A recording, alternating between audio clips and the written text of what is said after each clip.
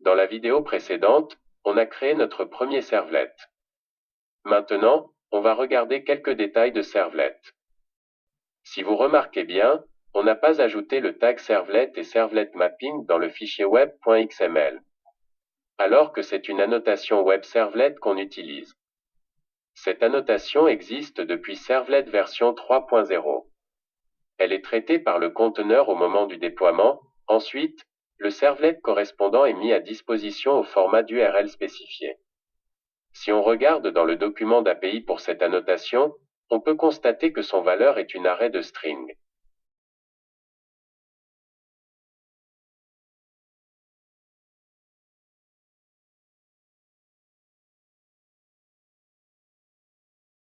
Cela veut dire qu'il est possible de spécifier plusieurs URL pour le même servlet. Par exemple, on va mettre deux URL différents dans cette annotation pour notre servlet. Le premier est numéro 1 et le deuxième est ce numéro en anglais. Dans le navigateur, peu importe lequel URL qu'on utilise, la chaîne de caractères retournée par le servlet peut toujours être bien affichée dans la page. Et si on met un autre URL quelconque, on doit avoir une page non trouvée. Maintenant, si on met étoile comme URL,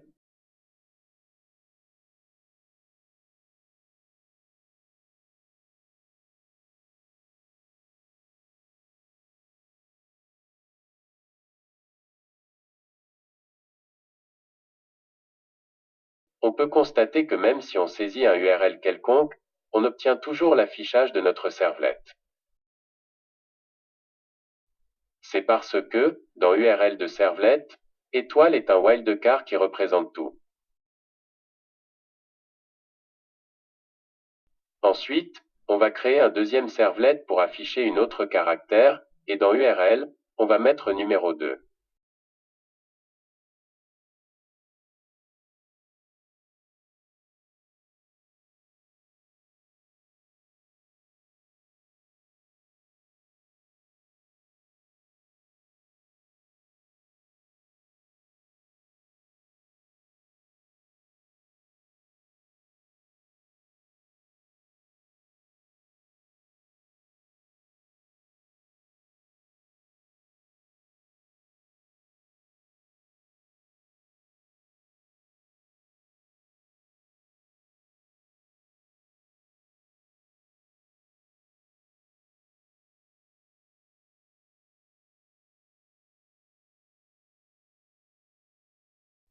Maintenant, dans le navigateur, quand je saisis 2 dans URL, on va tomber dans lequel servlet? La réponse est le deuxième servlet.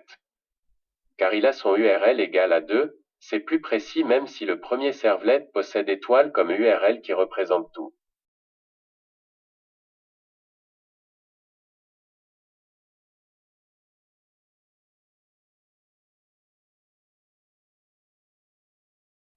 Maintenant, on va regarder quelques détails liés à cercle de vie d'un servlet. Un servlet est créé et géré par Servlet Engine dans le serveur web. Pour chaque servlet, il y a seulement un objet de servlet qui est créé. On va créer un troisième servlet dans lequel on surcharge les méthodes init et destroy.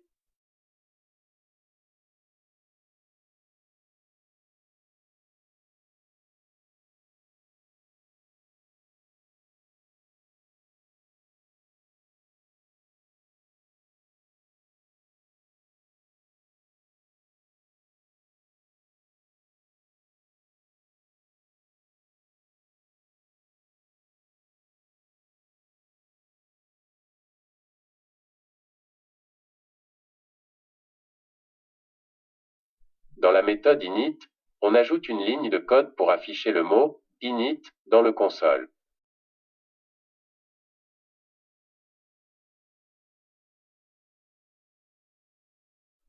Dans la méthode destroy, on ajoute également une ligne de code pour afficher le mot destroy dans le console.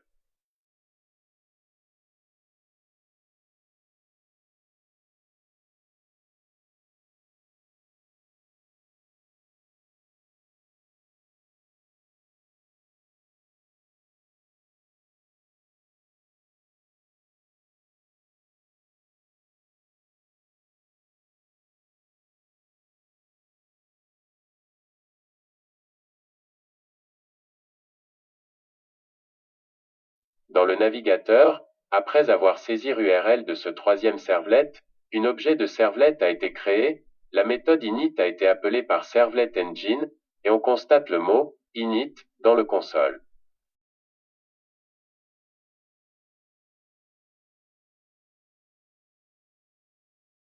Quand on arrête le web server, tous les objets servlets doivent être détruits par le Servlet Engine, et on peut constater que le mot destroy a été affiché dans le console.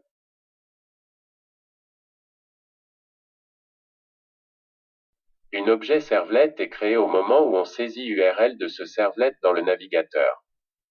Il est aussi possible de créer un objet servlet au démarrage du serveur web. Pour cela, il faut préciser attribut load on startup dans l'annotation web servlet. Ou dans le fichier web.xml, ajouter la balise load on startup dans le mapping de servlet. La valeur de load on startup est un numéro, le petit numéro est prioritaire que le grand numéro. S'il y a un servlet dont load on startup égale 1 et un autre servlet dont sa valeur égale 2, c'est le servlet 1 qui va être initialisé en première au moment de démarrer le serveur web. Maintenant, dans notre troisième servlet, on ajoute load on startup égale 1.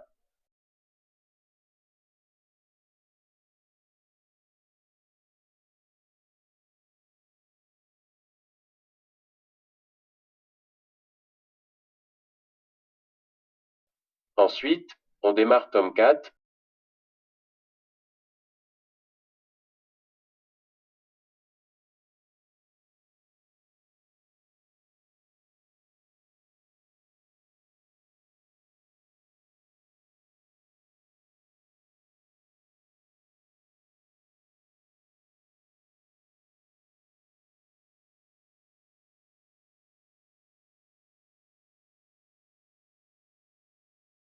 et on peut constater que ce servlet a été initialisé au démarrage, mais plus au moment quand on saisit son URL dans le navigateur. Pourquoi a-t-on besoin d'initialiser un servlet au démarrage? Souvent, dans le framework de servlets, comme Struts ou Spring MVC, ils ont besoin d'initialiser un servlet au démarrage pour prendre contrôle de tous les servlets du framework. Si un servlet possède URL égale à /, cela veut dire que ce servlet est celui par défaut. Un servlet par défaut sert à traiter la demande de ressources web qui ne peut pas être atteint par le mapping d'URL existant. Par exemple, quand on saisit un URL de servlet qui n'existe pas, on a quand même une page 404 qui nous dit que la ressource ne peut pas être trouvée. C'est bien le servlet par défaut de Tomcat qui nous retourne cette page de 404. On peut trouver la déclaration de ce servlet par défaut dans le fichier web.xml du répertoire conf.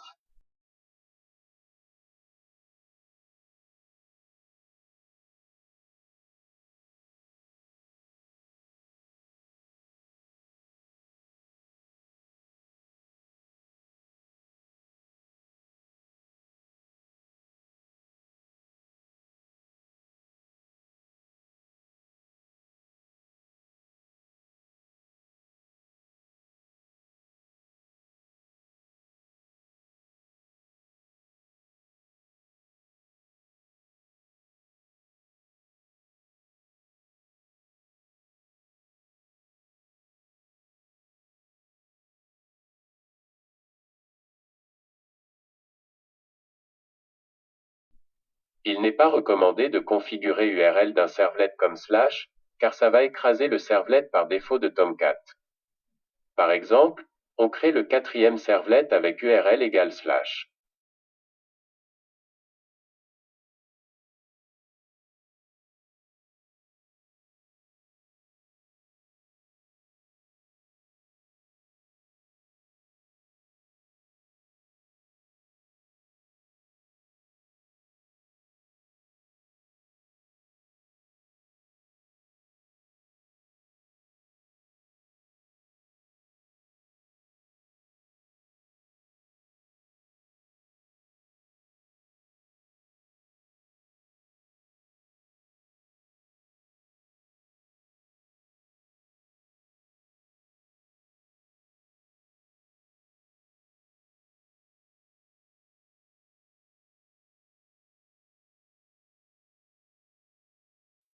Maintenant, si on saisit un URL qui n'existe pas, Il n'y a plus de la page de 404, et c'est notre page à nous qui s'affiche.